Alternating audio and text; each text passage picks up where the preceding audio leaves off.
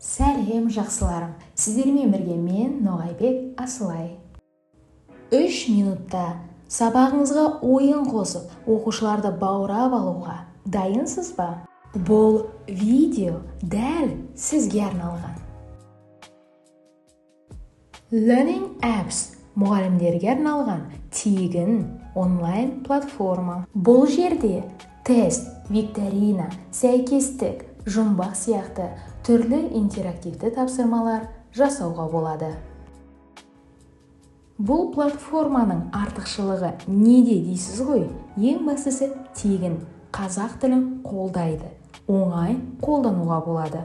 Тапсырмалар бөлісу жеңіл. Қалай қолданамыз? Сіздерге көрсетейін. Google-ға Learning Apps жаздық. Осы сайт шығатын болады сіздерге. Ең алдымен платформаға тіркелуіміз керек. Создать новый аккаунт дейміз. Осы жерде почта және жаңа пароль ойлап тауып жазуымыз қажет. Менде осылай бірден Google өзі ұсынды парольді сақталып қалған екен. Мен барлық шарттарды қабылдап, көрсетілген цифрларды қайта теріп шықтым. Осымен дайын.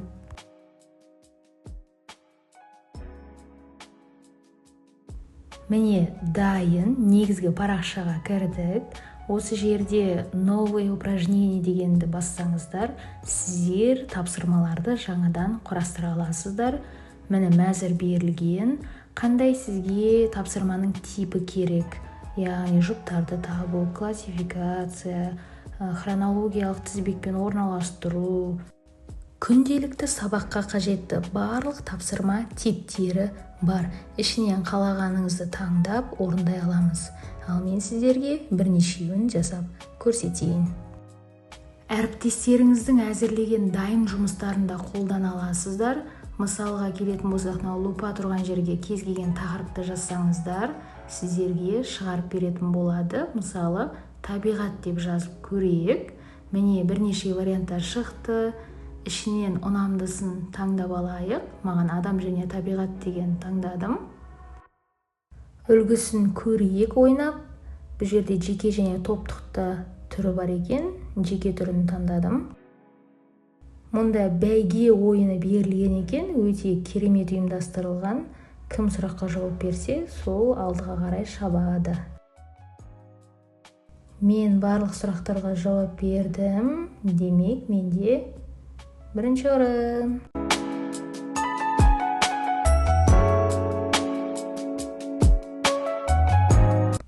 Тапсырманың астына қарайсыздар, сілтеме берілген, сол арқылы бөлісе аламыз. Немесе создать подобные упражнения дегенді басу арқылы осы шаблонды қолдана отырып, өзіміздің жеке тапсырмамызды құрастыра аламыз.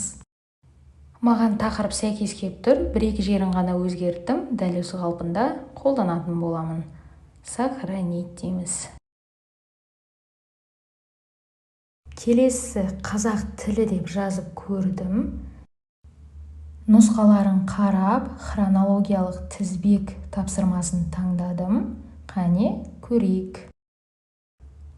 Тапсырманың шартына сәйкес сөйлемдерді мағынасына қарай рет-ретімен орналастыруымыз қажет. Бұл платформа күнделікті сабаққа ең тиімді, ең күшті платформа деп айтатын ем. Себебі барлығы тегін. Егер ұнаса, өзіңізге сақтап алып, жаңартсаңыз болады. Немесе дәл осы қалыпында сілтемені алып, оқушыларға таратып, орындатсаңыз болады. Бұндай таптырмас платформаны қолданбау ол мүмкін емес. Осы шаблонда өздеріңіздің жеке тапсырмаларыңызды құрастыру үшін создать подобные упражнения дегенді басамыз. Міне тақырыбын, тапсырмаларды өздеріңіз ауыстырып жазып шығасыздар. Назарларыңызға екі бағанаға бөлу тапсырмасын ұсынғым келіп отыр.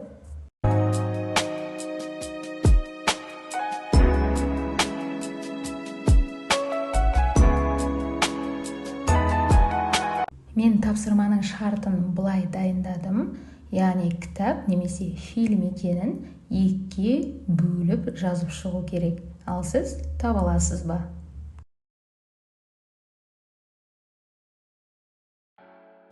Керемет, дұрыс таптыңыз деген ойдамын. Біз бағанағы бері дайын шаблондарды қолданған болатынбыз. Енді мәзірден өзіміз жаңадан шаблон таңдап, соны әзірлеуді көрсетемін. Міне мына жерден мен бір шаблонды алайын. Создать новое упражнение дегенді басып, өзіміздің тақырыбымызды қоямыз. Мына жерге тапсырманың шартын описанияға жазамыз. Одан соң сұрақтарды, дұрыс жауаптарын белгілеп көрсететін боламыз.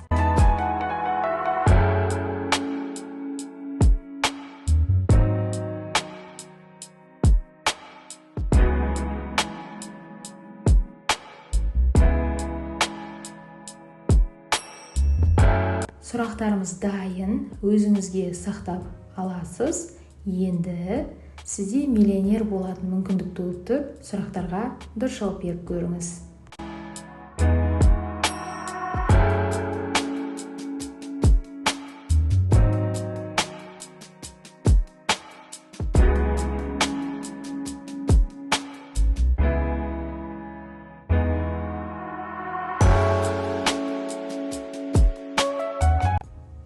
Керемет, барлық сұрақтарға дұрыс жауап бердіңіз деген ойдамын.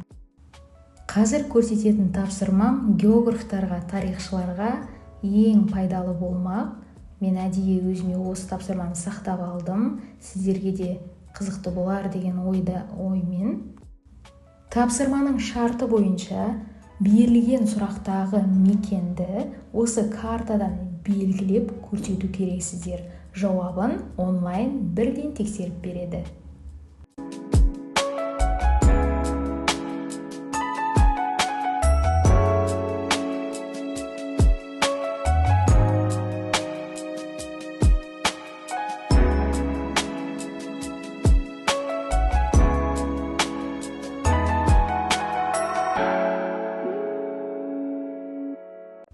Сіздерге ұнады деген ойдамын. Пікірге қай тапсырма есіңізде қалды және қайсысын қолданар едіңіздер, белгілеп кетсеңіздер.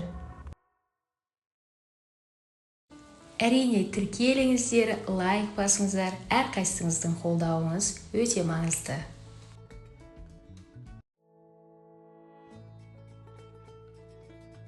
Сәлем жақсыларым, сіздермен бірге мен Ноғайбек Аслай. Бүгін мен сіздерге сабақта оқушылардың назарын бірден аудартатын ерекше интерактивті әдіс Interactive сайтының құпиясын бөліспекпін. Бірақ бәрінде бірден жарияламаймын. Себебі кейбір мүмкіндіктерді өзіңіз қарап, өзіңіздің шығармашылығыңызбен ашсаңыз деген ойдамын. Интерактивті тапсырмалар, жылдам тестілер, визуалды элементтер барлығы оқушыларды сабаққа белсенді түрде қатысуға ынталандырады. Бірақ ең қызықтысы бұл сайттың жасырын мүмкіндіктері. Мен сіздерге арнайы бірнеше кеңес беру арқылы қалай тиімді пайдалануға болатынын көрсете аламын. Бірақ ішкі механизмнің кейбір бөлігін сіздер өздеріңіз ашу қажет боласыздар. Бастаймыз. Google'a Interactive деп жазатын болсаңыздар, осы негізгі сайтқа кіретін боласыздар. Жоғарыдағы зарегистрироваться, яғни тіркелу батырмасын басып, оңайы осы Google почта арқылы бірден тіркеле аламыз. Сосын алдымыздан бірнеше сұрақтар шығады. Міндетті түрде соларға жауап беруіміз керек. Бұл сайт бізде Ресейдікі болғандықтан сұрақтардың барлығы, яғни мәзірдің барлығы орыс тілінде болады.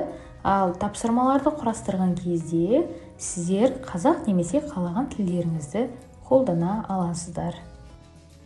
Бұл сайтта негізі ақылы, бірақ сіздер 20 тегін тапсырманы құрастыра аласыздар. Сайтқа кірдік, жоғарыда сіздер галерея шаблонов деген жерде таңдасаңыздар, біздің әріптестеріміздің әзірлеген жұмыстарын көре аласыздар. Ішінен өздеріңізге ұнаған нұсқаны таңдап, қалағандарыңызша өзгеріс енгізіп, жұмыстарыңызға, сабақтарыңызға қолдансаңыздар болады. Немесе барлығын басынан бастағыларыңыз келсе, онда бізде интерактиві деген жерді бассаңыздар, сол тапсырманың типін таңдайтын боласыздар.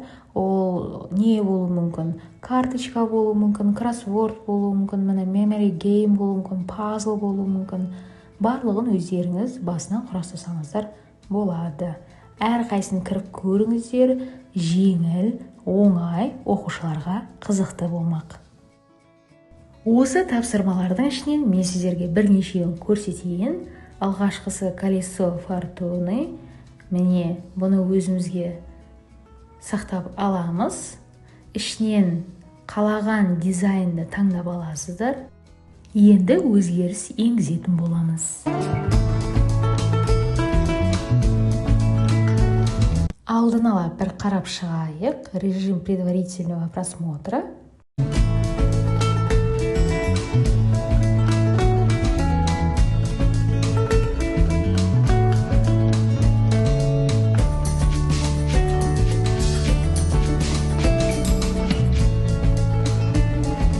Бұл шаблон маған көңілімнен шықты. Енді өзгеріс енгіземін, редактировать. Өзімнің дайындап қойған суреттерімді, сұрақтарымды енгізсем деп отырмын.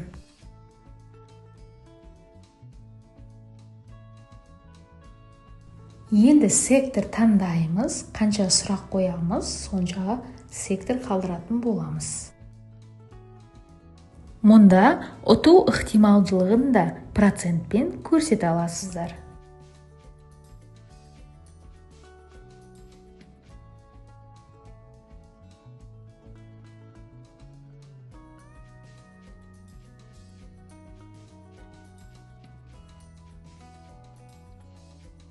Бірінші тапсырмамыз дайын. Келесі тапсырмаларды да дәл осылай құрастырып, жалғастыра бересіздер. Сақтаймыз, осымен дайын. Келесі назарларыңызға сиқырлы қорапша тапсырмасын ұсынбақпын. Бірге әр жәшікті ашып көрелік. Бұл тапсырманы үй тапсырмасын тексергенге, қайталауға арналған тапсырмаларда қолдануға болады. Ендеше жасалу жолын көрсетейін. Галерея шаблонов, самые популярные.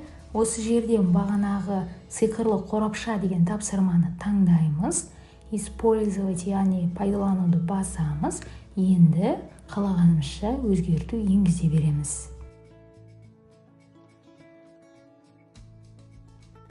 Ұяшықтың санын қалағандарыңызша өзгертсеңіздер болады. Мен 5-ге азайттым. Ұяшықты ашқан кездегі тақырып және сұрақтың өзін жаза аласыздар. Сондай-ақ сурет қойсаңыздар да болады. Ұяшықты ашып тексеріп көрейік.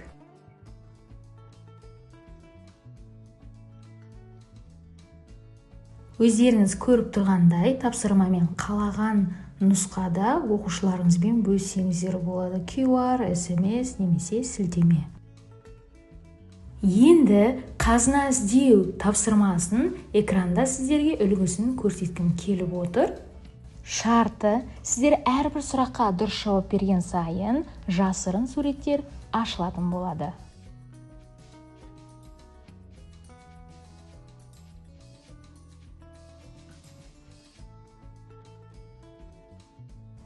Егер де барлық сұрақтарға дұрыс жауап беретін болсаңыздар, сол суреттердің бөліктері барлығы қосылып, бір жалпы пазлды құрастыратын боласыздар. Сіздер қазынаны табатын боласыздар.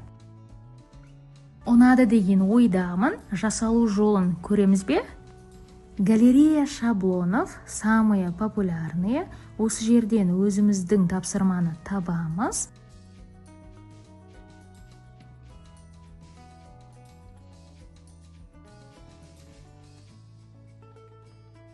Редактировать дегенді басу арқылы өңдей аламыз. Барлық тапсырманы, керекті сұрақтарды қосып, артық сұрақтарды алып тастап, қажетті фотоларды жүктеп, керек еместерін өшіріп тастай аласыздар.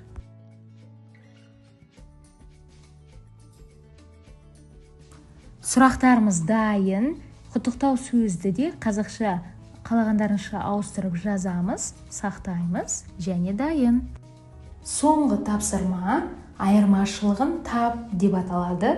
Сіздерге 1-2 сурет беріледі. Бір-бірінен 5 айырмашылығын табу керексіздер.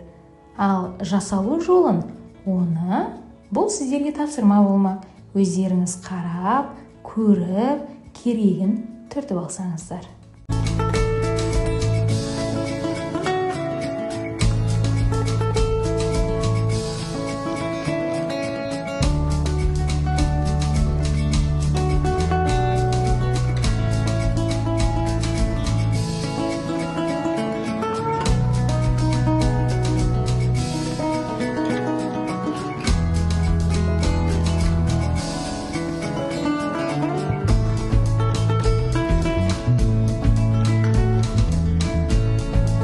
Әрине, тіркеліңіздер, лайк басыңыздар, әрқайсыңыздың қолдауыңыз өте маңызды.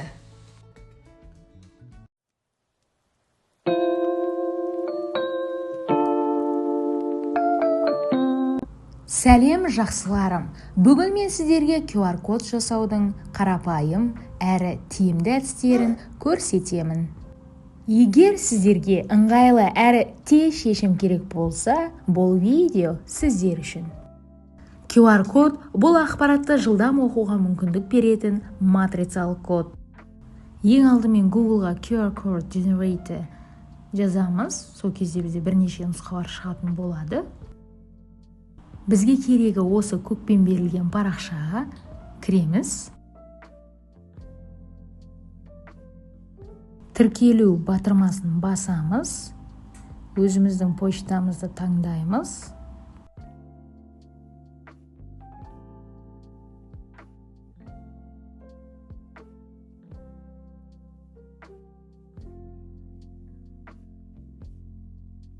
Енді сұраққа жауап беруіміз керек. QR-кодты қандай мақсатта қолданамыз? Яғни коммерческий ма, жоқ па, соған жауап беру керекпіз.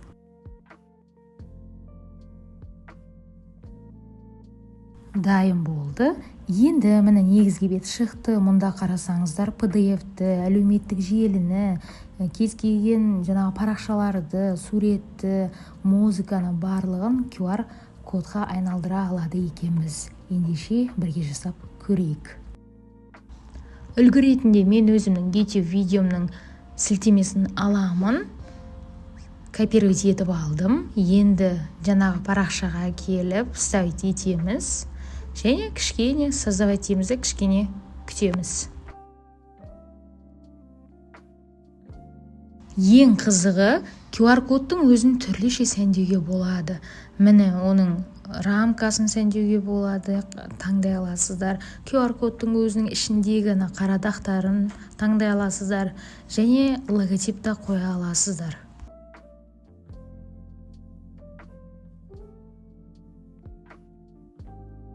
Жүктеу батырмасын басамыз және нәтиже дайын.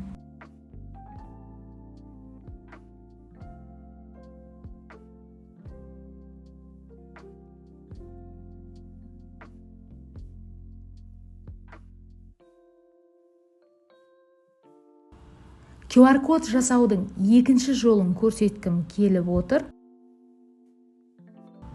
Google-ға QR-Code Monkey деп жазамыз. Шыққан бірінші парақшаға кіреміз.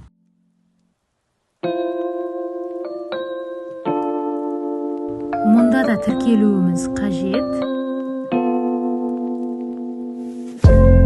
Үлгі ретінде YouTube каналымның сілтемесін қойып көреміз. Ол үшін YouTube-ті басамыз. Осы жерге сілтемені вставить ететін боламыз. Келесі кезекте QR параметрін өзіңізге ұнаған нұсқалар бойынша өзгертіп шығасыз, яғни түсін деген сияқты.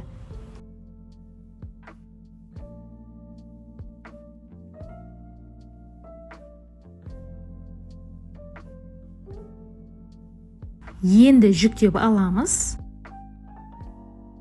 Нәтижесін көрейік. QR-кодты тегін жасаудың 3 нұсқасын назарларыңызға ұсынамын. Google-ға мына берілген тақырыпты жазсаңыздар, сіздер бірден парақшаға өтетін боласыздар.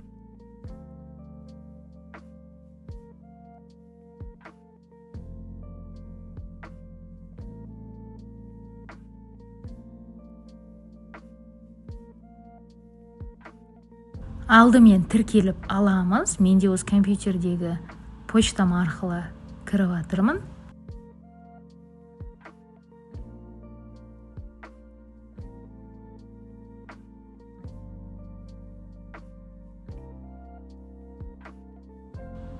Негізгі бет шықты. Енді мен сіздерге үлгісін көрсетейін. Ол үшін создать новый QR-кодты бастық. Өздеріңіз көріп отырғандай, текст, аудио, Wi-Fi, карта барлығын QR-кодқа айналдыра аласыздар.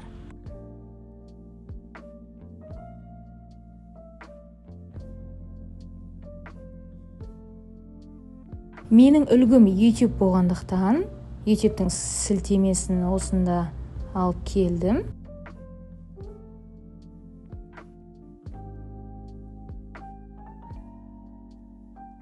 QR-кодтың атауын да көрсете аласыздар.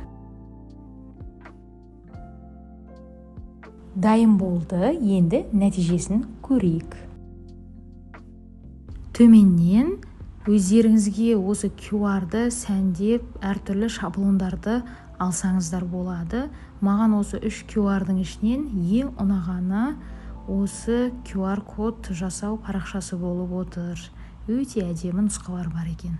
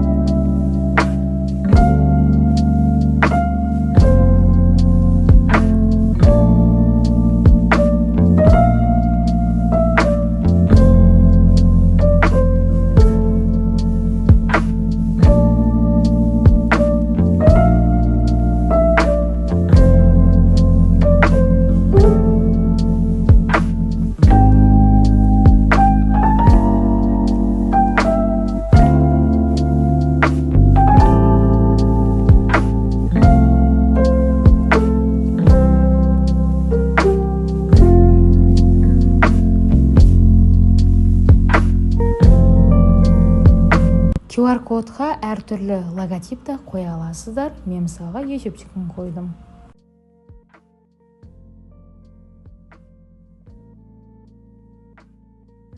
Нәтижесі көз қуантады. Маған сондай ұнап отыр. Сіздерге де ұнады деген үміттемін. QR-код жасауда пайдалы, тегін, әрі оңай болатын келесі парақшаны да өздеріңізге белгілеп алуды ұсынамын.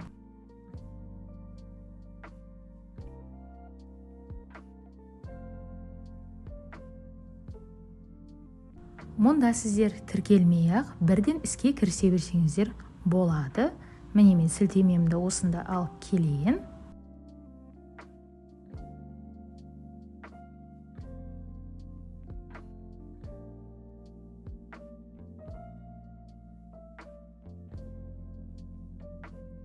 Төменнен сіздер параметрін өзгерте аласыздар.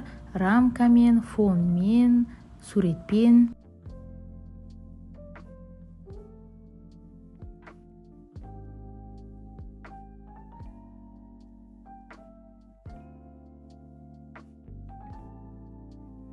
Мен QR-кодтың ортасына басқа суретті жүктеп көргім келіп отыр.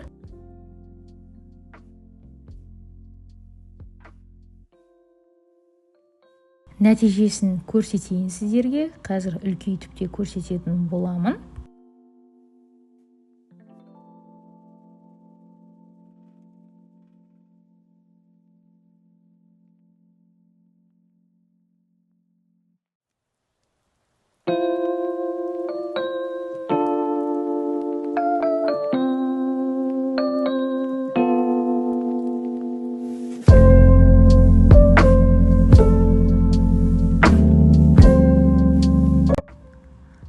сіз бүгінгі QR парақшасының қай нұсқасын таңдар едіңіз? Бөлісе кетіңіз. Сәлем бәріне, сіздермен бірге Ноғайбек Асылай. Дәстүрлі сабақтан шаршадыңыз ба? Оқушыларды қызықтыру мүмкін емес сияқты көріне ме? Сабыр сақтаңыз. Сізге керемет шешім тауып қойдым. Ол Lumiere. Бұл платформаның көмегімен сабақты ойынға айналдырып, оқушылардың белсенділігін арттыра аласыз. Ой, тағы бір қиын сайт қой, деп ойлап тұрсыз ба? Ондай емес. Мұнда барлығы оңай. Сізге тек 3 қадам қажет. Бірінші, презентация әзірлеу. Екінші, интерактивті қосу, тесттер, ойындар, сурет салу, бәрі бар. Үшінші, бөлісу және басқару. Бірден тапсырманы алып, онлайн бір уақытта орындай алады. Платформаға шолу жасайық. Міне Lumiere сайтын біз Google-ға жазсақ, осы парақша шығады. Негізгі менюін таптық. Міне осы жерден қалаған ойындарыңызды таңдай аласыздар.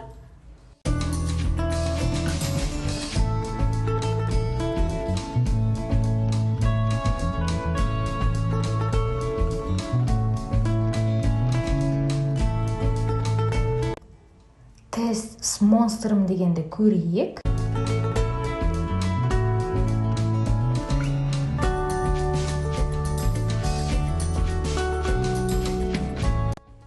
Осы жерге көп жауапты сұрақ қоя аласыздар, немесе жалған өтірік деген сұрақты, жалған шынайы деген сұрақты қоя аласыздар.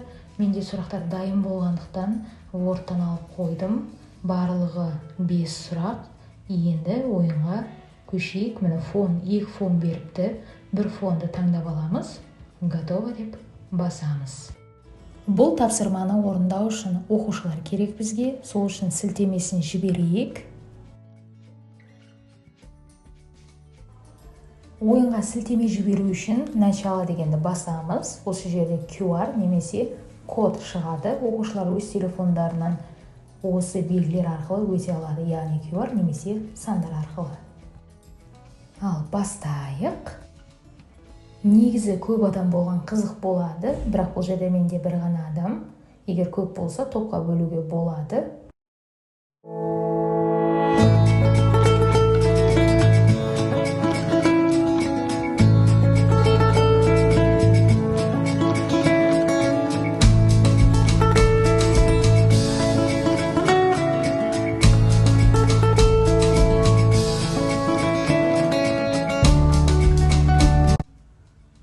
Мұнда қазір сіздерге телефоннан кірген кездегі ойынның түрін көрсете аламын. Міне оқушылар ашқан кезде осындай сұрақ шығатын болады.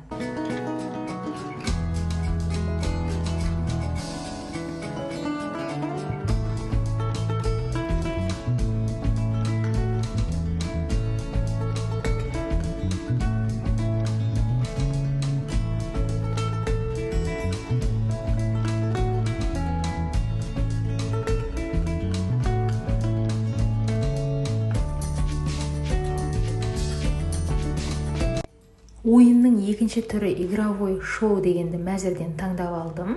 Сұрақтарын өздеріңіз теріп жазып шығасыздар. Көп жауаптарын таңдадым. Қазір мұны да ойнап бірге көрейік.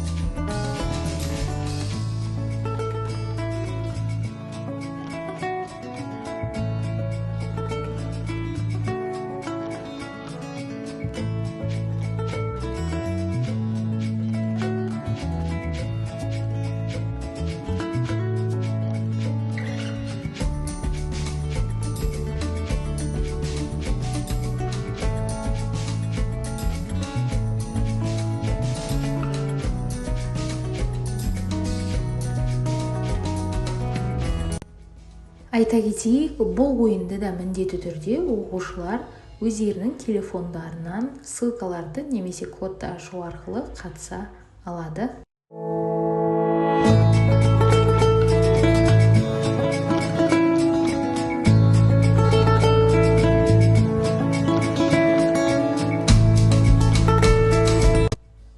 Ал бұл ссылканы қалай жібереміз десеңіздер, міне YouTube'қа кіресіздер, поделицаны басамыз. Осы жерде получить ссылку деп тұр. Сіздерге тағы бір ойынды көрсеткім келіп отыр. Lumio-дің барлық мүмкіндігін пайдаланғандарыңызды қалаймын. Үшінші ойын мәзірде міне игровые задания. Осы жерде бірінші тұрған гонки ойынын көрейік. Дәл бағанағыдай қайталаймыз.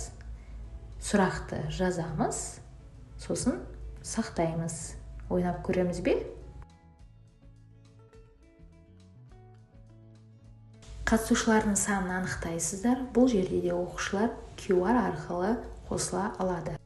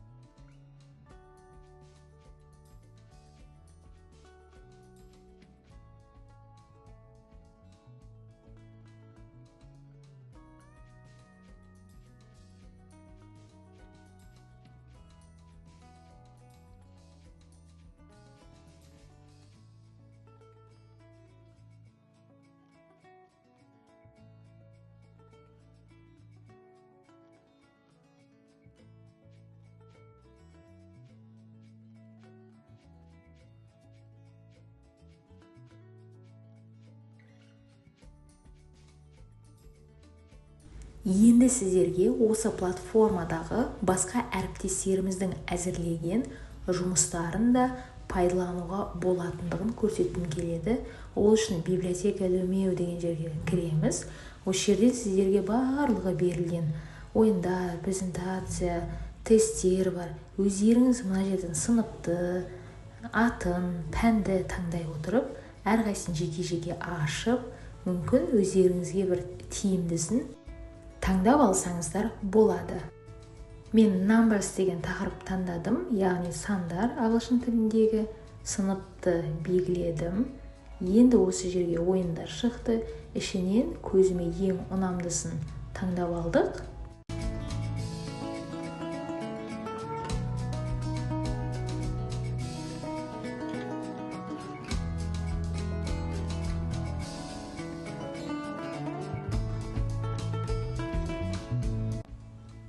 Өз профилімізге осы ойынды сохранить етіп алайық.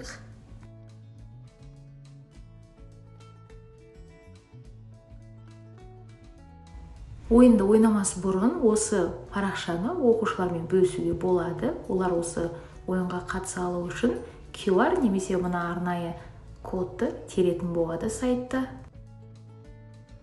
Ал тапсырмамен танысып көрейік. Бұл жерде сандар мен олардың жазылуын сәйкестендіру керек екен. Бұл да өте қызықты, кез келген пәнде қолдануға болады.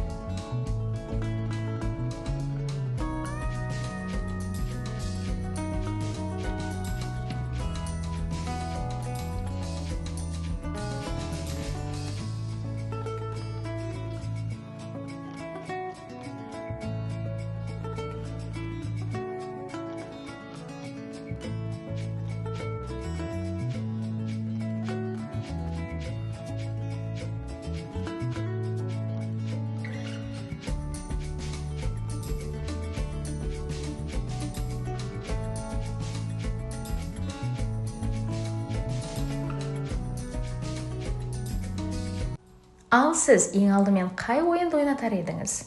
Бөлісіңіздер, лайк басыңыздар, қолдауларыңыз өте маңызды.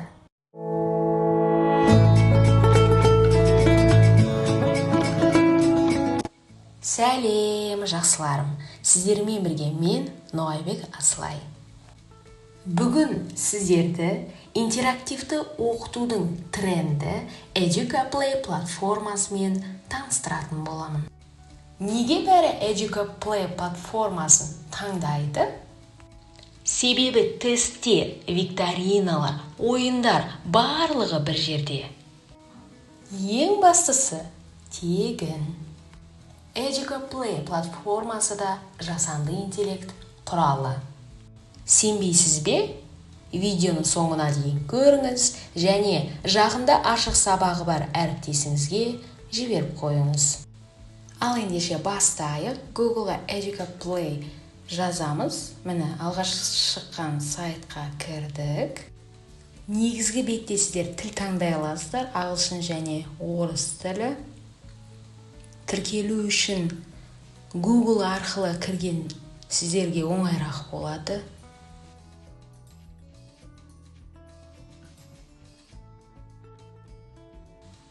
Негізгі бет шықты. Енді біз ойын жасауымыз керек. Ол үшін міне новый деген батырманы басамыз. Міне осы бетте EducaPlay платформасының меню деп атасақ болады. Себебі осы жерден сіздер өздеріңіздің жандарыңызға қажетті тапсырманы, викторинаны, тест түрін таңдай аласыздар. Ал мен сіздерге ең танымал бақа ойынын көрсетейін. Тапсырманы таңдаған кезде жиі сіздерге шығатын болады. Осы жерге тақырып жазсаңыздар, ол сіздерге дайын тапсырма құрастырып беретін болады. Немесе мен сияқты егер сұрақтарыңыз дайын болатын болса, онда бір-біртіндеп тапсырмаларды теріп, жазып шықсаңыздар болады. Дайын, яғни дұрыс жауапқа жанына птичка қойып шығасыздар. Дұрыс емес болса, X-ті басасыздар. Сұрақтарды қалаған тілдеріңізде жаза аласыздар. Қазақ тілі, ағылшын, орыс тілі.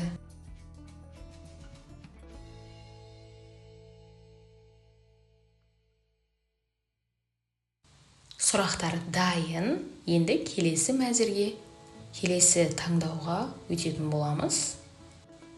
Бұл бетте сіздер толтыру керек ақпарат ол leaves, яғни қатысушылардың қанша өмір бере аласыздар оларға. Ұтылып қалған жағдайда ойынды 2 рет ойнай ала ма, соны жазасыздар. 3 рет ойнай ала ма. Келесі уақыт, әр тапсырмаға қанша секунд бересіздер.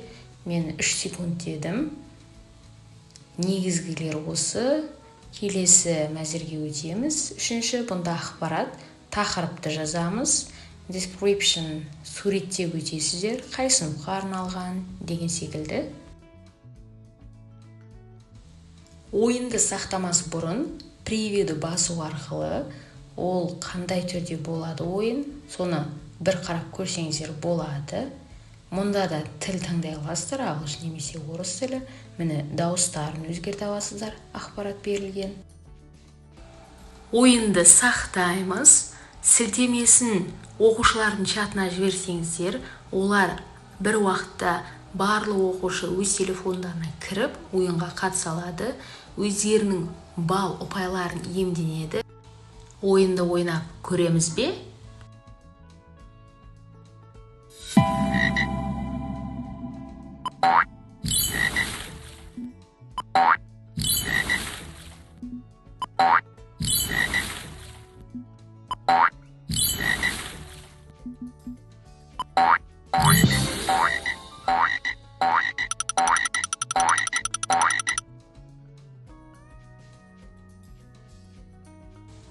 Міне ұпай шықты. Астында отчет деген батырманы басу арқылы дұрыс жауаптарын көре алады.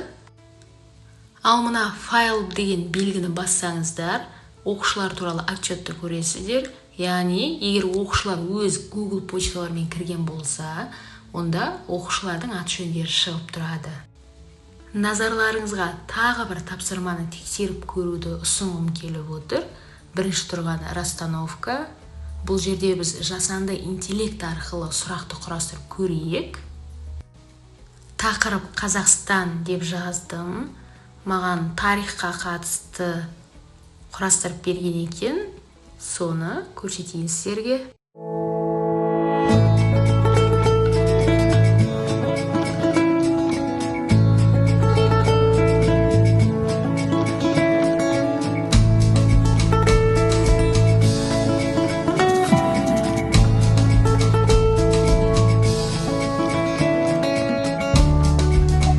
Бүгінгі жи құралы сіздерге пайдалы болды деген ойдамын.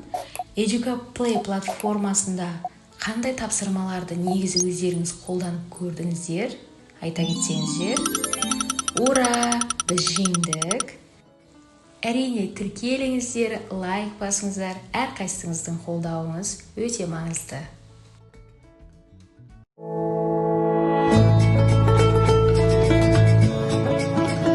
Сәлем достар, сіздермен бірге мен Ноғайбек Аслай. Бүгін біз сабақты ойынға айналдыратын керемет әдіспен танысамыз. EducaPlay платформасында 3 қызықты ойын құрап, оны сабақта қалай қолдануға болатынын көрсетемін.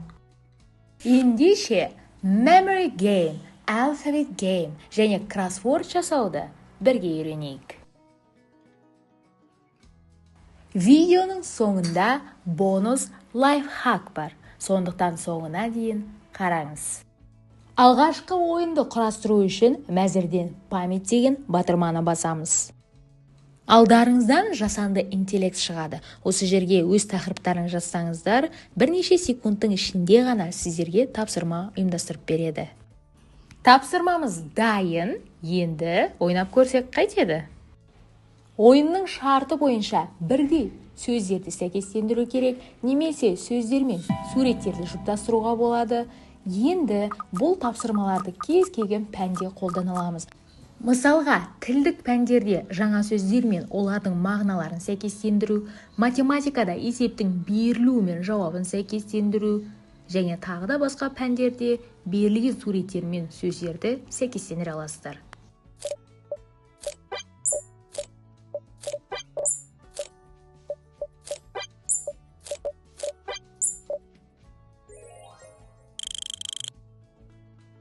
Келесі әріпті дұрыс таңда ойынын құрастыру үшін мәзірден таңдап аламыз алфавит деген ойынды. Міне интеллект шықты, осы жерге тақырыбымызды жазамыз. Бірнеше секунд және хоп, жауаптар дайын. Сұрақ тапсырма дайын. Ойнап көрейік. Ойынның шарты берілген сұраққа жауап беру үшін сол сөз мына көрсетілген әріптерден басталуы қажет. Бұл тапсырманы барлық пәнде қолдануға болады. Үй тапсырмасын тексеру мақсатында ми шайқау тапсырмасы бойынша қолдануға болады. Әсіресе термин сөздер және жаңа сөздерді таныстырғанда өте пайдалы болмақ.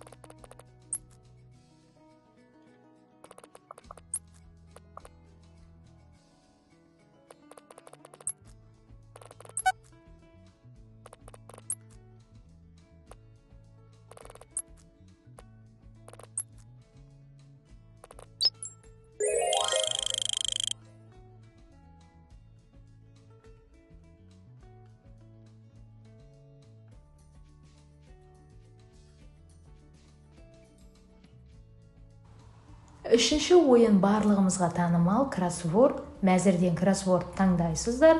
Міне жиыға қалаған тақырыптарыңызды тересіздер.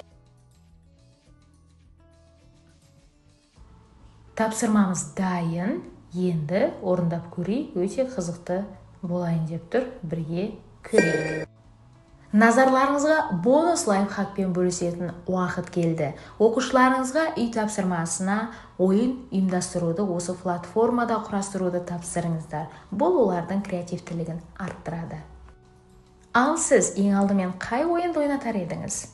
Бөлісіңіздер, лайк басыңыздар, қолдауларыңыз өте маңызды. Қалайсыздар жақсыларым? Бүгін біз барлық пәнде хит болып қолданыста жүрген жасанды интеллекттің жаңа құралымен Мен сияқты кез келген фотоны сөйлеткілеріңіз келе ме? Осы каналға тіркеліңіздер. Бүгін біз суреттерді қалай сөйлететінімізді үйренеміз. Егер сізге бұл тақырып қызықты болса, видеоның соңына дейін көріңіз және лайк басып арнаға жазылуды ұмытпаңыз. Мұнда біз DID онлайн сервисін қолданамыз. Бұл құралды мұғалімдер, блогерлер және контент жасаушылар пайдалана алады. Ал мұғалімдерге төмендегі мақсатта қолдануға ұсынар едім. Do we know what happens at the end of book? Ал ендеше бастайық. Google'ға DID.com сайтын тереміз. Сол кезде бізге сайтқа бірден кіретін боламыз. Міне алғашқы бетінде сіздерге тіл таңдауға болады. Ағылшын және орыс тілі. Мен ағылшын тілін қалдырдым. Енді тіркелу үшін логинді басамыз.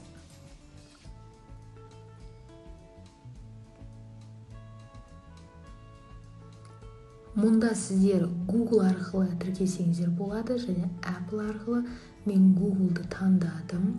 Осы жерде өзімнің емайлым дайын болғандықтан өзімнің емайлымды таңдадым.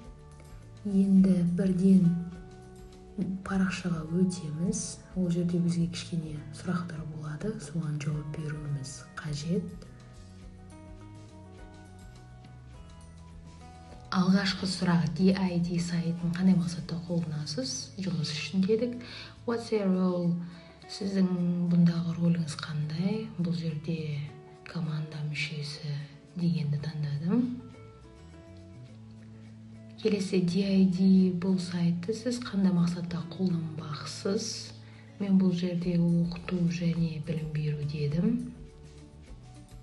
Келесі сіздің негізгі аудиторияңыз кімдер? Бұл жерде кішкене жақынырақ келетіні internal teams болып тұр, яғни ішкі команда. Сол себебі how many people are in your company, яғни сіздің компанияңыз қанша адам деген сұрақ беріп тұр екен. Жуықтап жауап бердік. Бұл сіздің компанияңыз, яғни қандай өндіріске жатады депті. Оқыту және білім беру деген таңдадым. Осымен сұрақтар аяқталды.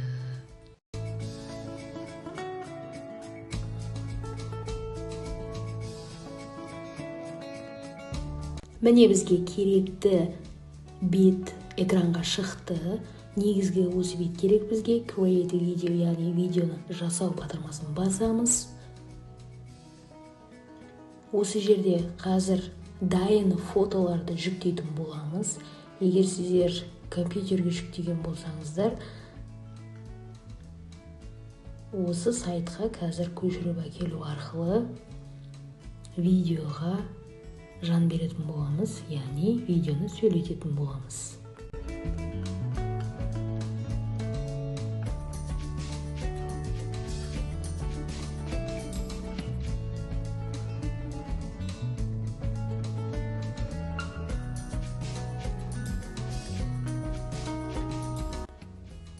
Фото жүктелді. Енді жоғарыдан фотоның бізге керекті оның көлемін өзгертетін боламыз.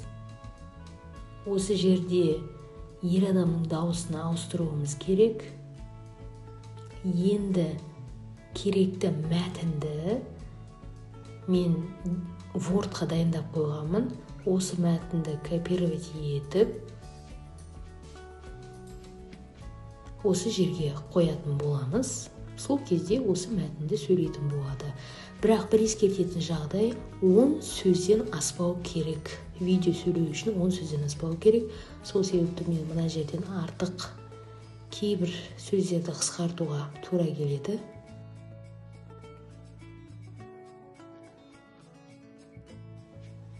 Сондай-ақ сіздер дыбыстың сөйлеу жылдамдығын төмендетіп немесе жылдамдата аласыздар. Мен өзімдікін төмендеттім.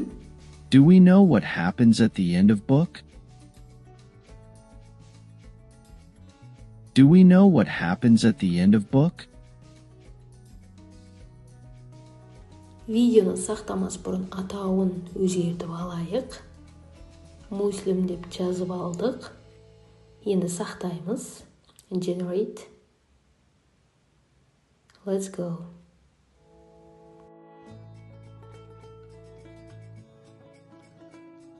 Міне видео жүктелуде. Қазір бір көрейік.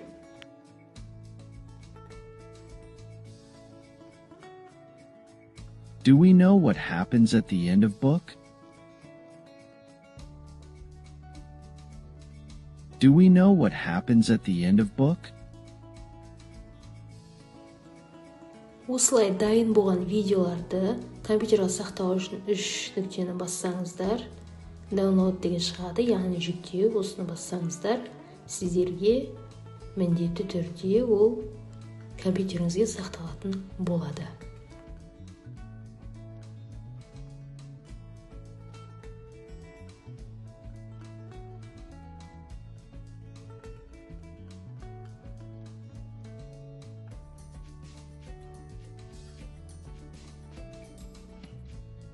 Which paragraph describes an event in the book?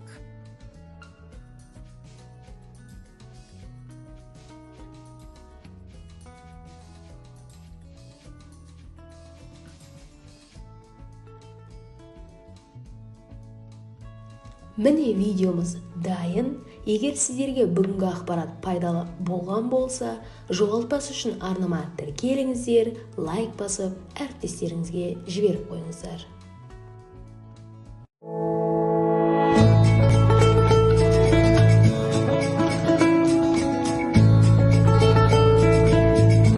Сәлем, жақсыларым. Сіздердің білім алушыларыңызға Kahoot ұнай ма? Егер Kahoot ұнаса, бұл ойын платформасы да балапандарыңызға ұнайтынына кепілдік беремін. Бүгін Gymkit викториналық ойын платформасын таныстыратын боламын. Ең қызығы, бұл платформаны бастапқыда мектеп оқушысы жасап шығарған. Ол сабақтарды қызықты еткісі келген екен. Бұл платформа білім мен ойынды ұштастырған мұғалімдерге must-have сайт. Ендеше бастайық. Googleға Gymkit сайтын тереміз, сол кезде бірден сайтқа кіретін боламыз. Көкпен берілген sign up for free, яғни тегін тіркелуді басамыз. Осы жерде Google арқылы тіркеліп, яғни жалғастырамыз. Мен өзімнің почтамды таңдадым. Жалғастыру батырмасын басамыз. Енді бізге мұғалім немесе оқушы ретінде таңдай аламыз. Educator, яғни мұғалім таңдадық. Мемлекетті таңдайсыз.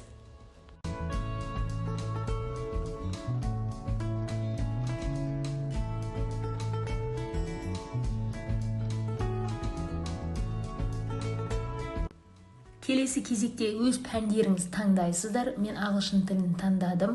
Енді негізі бағана бірінші бетінде сіздерге орыс тілі де шығу керек етін. Сіздерге орыс тілі шыққан кезде орыс тілін таңдасаңыздар, осы берілген пәннің барлығы орыс тілінде сіздерге беріледі. Немесе шатасып кетсеңіздер, басқа пән таңдап қойсаңыздар, ештеңе етпейді. Онда айырмашылығы жоқ. Келесі grade level, яғни сіздерге орта мектепті таңдадым. Жалғастыру. Міне біз тіркелдік, негізгі бет шықты. Next баса бересіздер, яғни келесі жабамыз. Негізгі бет дайын. Осы жерде жаңа ойынды құрастыру үшін New Kit батырмасын басыңыздар. Мұнда ойынның атауын, тіл, қай тілде болмақ және қай пәннен өтпексіздер, соны тіркейміз.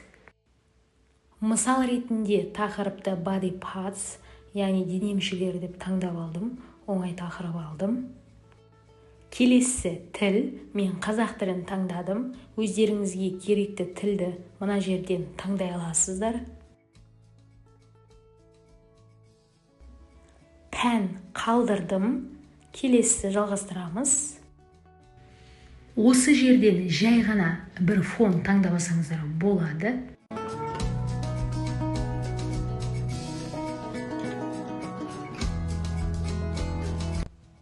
Сұрақтарды қосу үшін add question батырмасын басыңыз.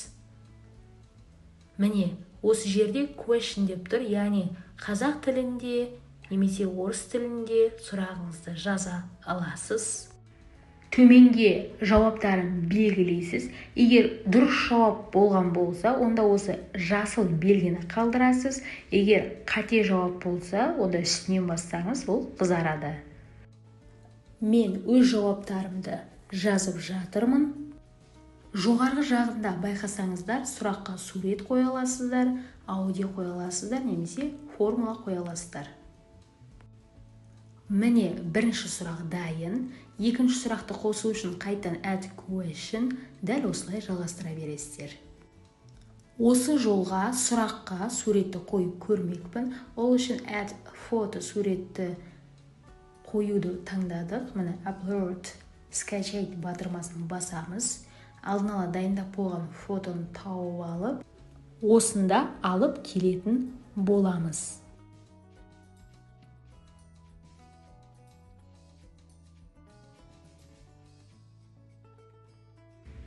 Мысал ретінде мен 3 сұрақ әзірлеген болатынмын. Олар дайын. Енді ойнап іс жүзінде қарастырып көрейік. All done, яғни аяқталды дегенді басамыз. Міне тұр body parts, play live, яғни онлайн түрінде ойнау батырмасын бастық. Енді мына жерден қай ойынды ойнағыларыңыз келеді, біреуін таңдап аласыздар. Есте сақтайтын жайт, бұл ойындар, бұл сайт 2 аптаға жарамды. Сіздер 2 аптағана қолдана аласыздар. Бірақ қаласаңыздар кейінірек басқа бір почта ашып, қайтадан өздеріңізге осы сайтқа кіре аласыздар. Мен бірінші ойынды таңдадым. Жалғастыру батырмасын басамыз. Бұл жерде барлық сұрақтарға қанша уақыт бересіз, соны жазу керексіз. Келесі сізден рұқсат сұрап тұр. Оқушыға дұрыс жауабын көрсету ұтылған жағдайда 10 таңдайсыз. Ұпайды 1000 деп солге қалдырдым. Жалғастыру батырмасын басамыз. Ойынға арналған негізгі бетке өттік. Kahoot платформасындағыдай бізге код берілген. Осы кодтың үстін бассаңыздар, QR-да беріледі. Оқушылар осыны сканерлеу арқылы ойынға әрқайсы жеке-жеке онлайн қатыса алады. Ал сіздің экраныңыздан қанша оқушы қатысып отқаны, аттары кімдер, кім қатысып отқанын көре аласыздар.